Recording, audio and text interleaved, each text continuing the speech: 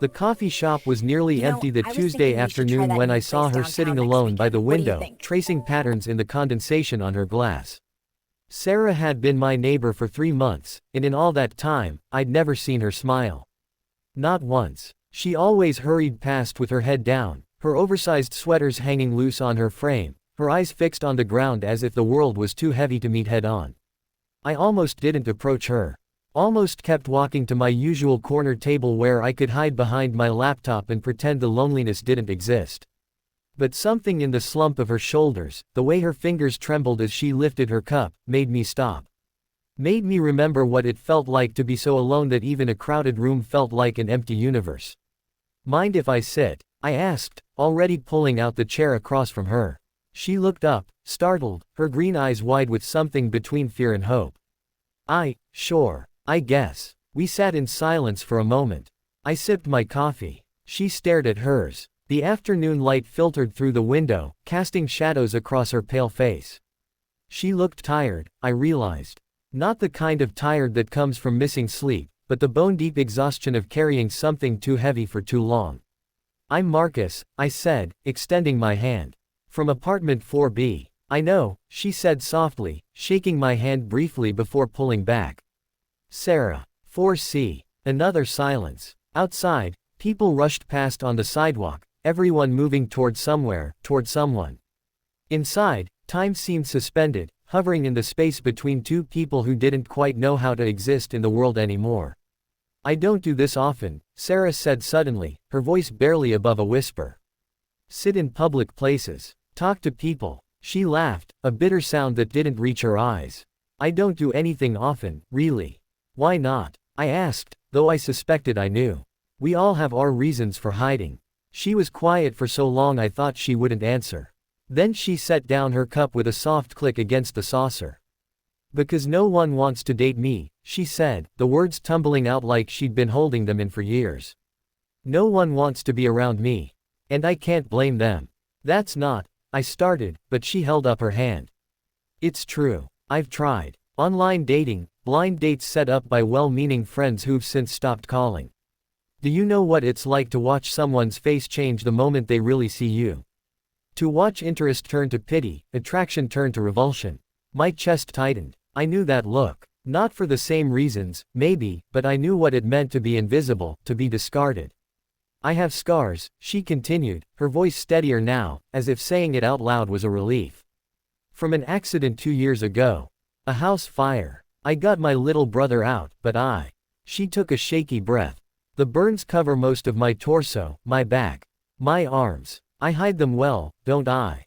Long sleeves, high necks. But eventually, people want more. They want summer dresses and swimming pools and intimacy. And when I can't give them the perfect body they expect, they leave." She looked directly at me then, challenging me, daring me to prove her wrong or confirm her worst fears. "No one wants damaged goods, Marcus.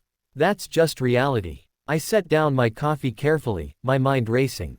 In that moment, I could have said 1,000 empty platitudes. I could have assured her that someone would love her despite her scars. But despite felt wrong, like her scars were something to overcome rather than part of her story. "Show me," I said instead. Her eyes widened. "What? Show me?" "Not because I don't believe you, but because I want to see all of who you are. Not just the parts you let the world see." "You don't mean that." "I do." She studied my face, searching for disgust or morbid curiosity. I kept my expression open, honest. After what felt like an eternity, she stood up. Her hands moved to the hem of her sweater, trembling. "Are you sure?" she whispered. "I'm sure." She lifted her shirt. The scars were extensive, rippling across her skin like a topographical map of survival. Burns that had healed in waves of pink and white tissue, covering her stomach, her sides, creeping up toward her shoulders. They told a story, of fire and pain, of healing and resilience, of a choice made in a moment of terror to save someone she loved. I looked at them, really looked, and then I looked back at her face. At the tears streaming down her cheeks. At the vulnerability in her eyes that expected rejection. I stood up and took a step closer.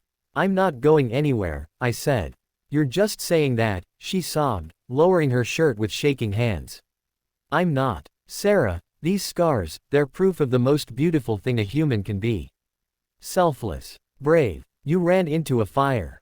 For your brother. That's not damaged. That's heroic. But they're ugly. Everyone says. Everyone else is a fool.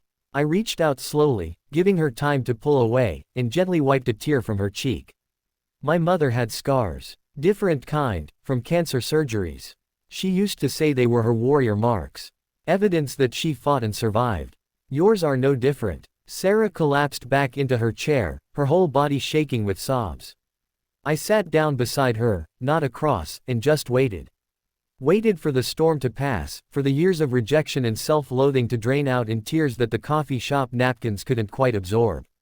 How is your brother? I asked when her breathing steadied. She looked up, surprised.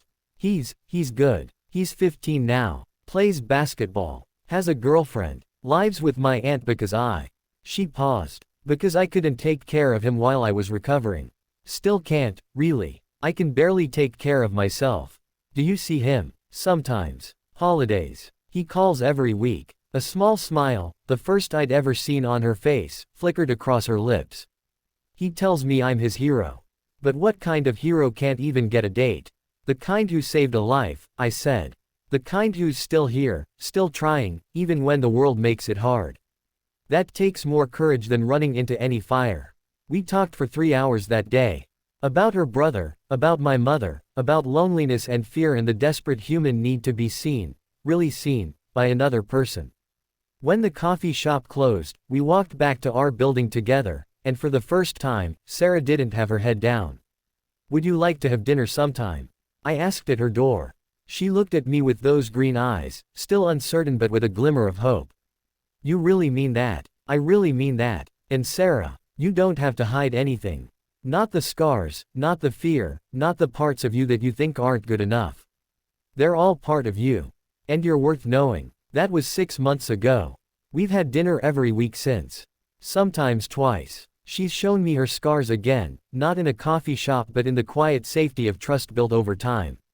I've shown her mine, the invisible ones that grief and isolation carved into my soul. Last week, her brother came to visit. He's tall now, with his sister's green eyes and a handwriting smile. He shook my hand and said, "Thanks for seeing her." And I thought, no, thank you. Thank you for having a sister brave enough to save you. Brave enough to keep living even when living hurt. Brave enough to sit in a coffee shop and tell a stranger her truth. Love isn't about perfect bodies or unmarked skin. It's about seeing someone, scars, fears, broken pieces and all, and saying, I'm not going anywhere. It's about choosing to stay when staying is hard. It's about recognizing that the most beautiful parts of being human are often hidden beneath the surface, written in the language of survival. Sarah taught me that, and I'm not going anywhere.